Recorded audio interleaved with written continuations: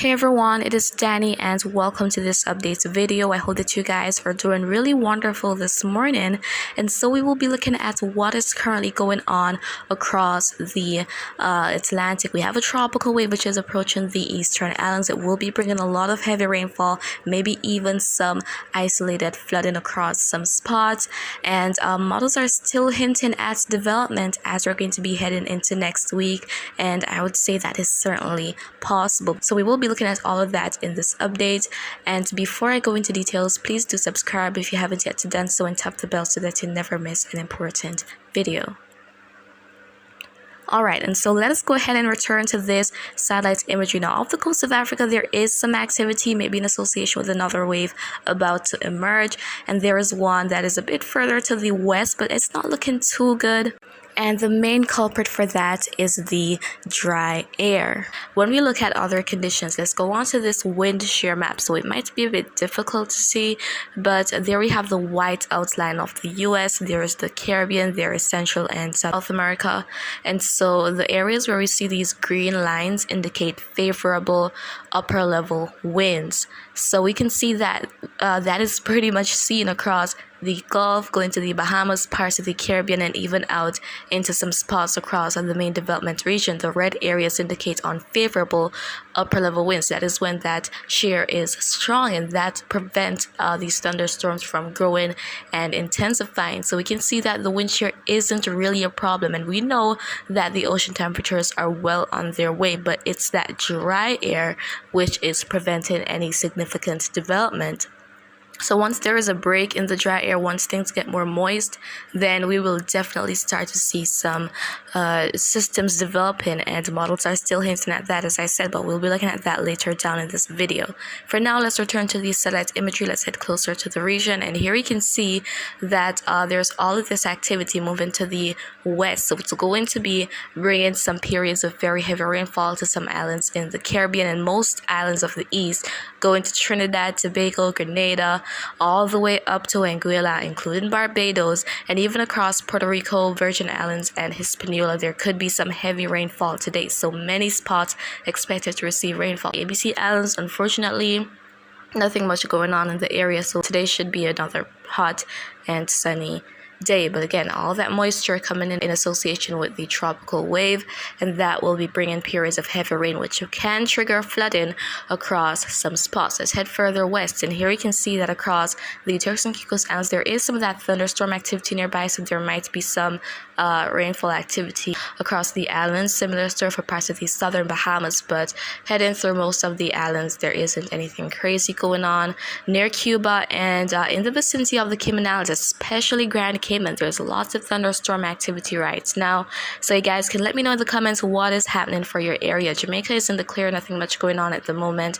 Over to Central America, we see that blob in parts of Mexico extended into the eastern Pacific, but nothing too intense is going on right now. That blob over in Colombia likely bringing heavy rainfall to some spots. Okay, now in regards to the rainfall totals, so let us go ahead and kickstart things with GFS. And so as the map becomes more colorful, seeing more of these shades of oranges, reds, those are areas where we're expecting to see quite a bit of rainfall activity, maybe some heavy downpours at times. So we see that most of the lesser entities is highlighted here with these shades of yellows, even some spots with these reds indicating at least around 25 millimeters of rainfall through today.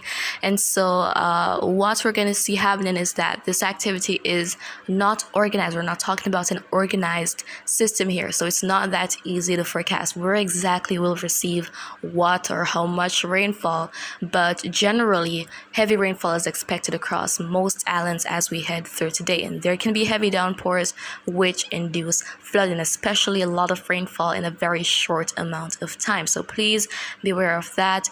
And then as we head to the Virgin Islands, Puerto Rico, some heavy rainfall for some spots as well. Similar story for Hispaniola, heading to Cuba, Jamaica. Again, there's some moisture within that area, so that should help to enhance the rainfall. Similar story for the Turks and Caicos Islands, but not much.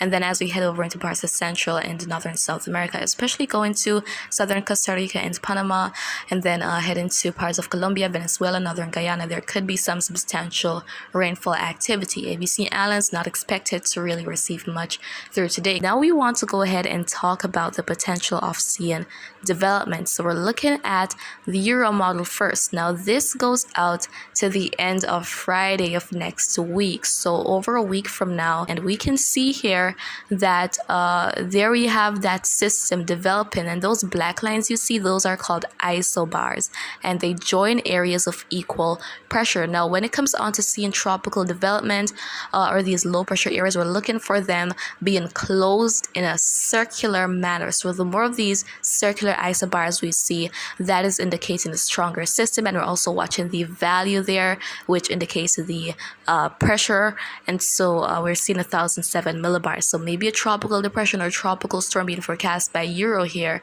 as we're going to be heading into the latter part of next week. Quite interesting. Going on to the Canadian model, Canadian not showing much, just showing the system remaining as a tropical wave, but expecting that another one that will be merging off Africa will try to get itself together, and based on its location, it's likely that there's going to be a lot of dry air in the area, so not expecting too much in terms of that.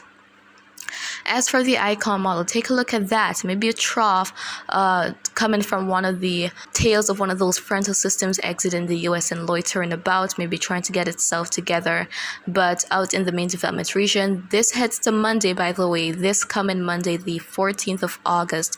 So icon is expecting that, hey, we could see development out there from a tropical wave to emerge off the coast of Africa. And then as it would head westward, it might sustain itself provided that conditions remain conducive. Now I want to take you guys to the Global Tropics Hazards Outlook map. Now this is from the Climate Prediction Center, and this was updated yesterday. So we're focusing on week 2, which is August 16th to the 22nd. So today is the 9th. So this is really for next week. And here we can see that if we should zoom into the Atlantic, we're seeing some of these different colors here. So the brown areas, they indicate areas of below average rainfall. The probability increases for the Guyanas throughout this time frame here. So there could be some decreased rainfall for you guys. But look into the north of that, we see that green area and also that red and white striped area. Now that red and white striped area represents the possibility of seeing tropical cyclone formation. Not a high chance, but we're also seeing that green, which indicates above average rainfall. So where we have a lot more rainfall activity, there's a lot more moisture, and when it comes on to these tropical waves, encountering that moisture along with other environmental conditions that are conducive, we can certainly see developments. So this Climate Prediction Center here actually highlighting that, hey, we could see something develop during this time frame. And then if you're curious, for the southern US heading into parts of Mexico, that is above average temperatures, so pretty good probability of seeing some that sweltering heat continuing for some areas. And then also for the Eastern Pacific, lots of action over there. The Eastern Pacific hurricane season is producing quite a lot so far. 4 hurricanes, 2 major hurricanes, and so more activity is expected over there. So this is what we see, guys, and it is that time of the year where the Caribbean should be on watch because things are going to get more and more active. It might not seem that way for now, but the Atlantic will eventually come from hibernation in terms of tropical cyclone activity. And so, of course, I'll continue to keep you posted as time goes by. And that is pretty much what I wanted to share with you in this update. I hope you found it to be quite informative. But if you have any questions, feel free to leave them in the comments. I will respond once I get the chance. And as always, remember to be weatherwise.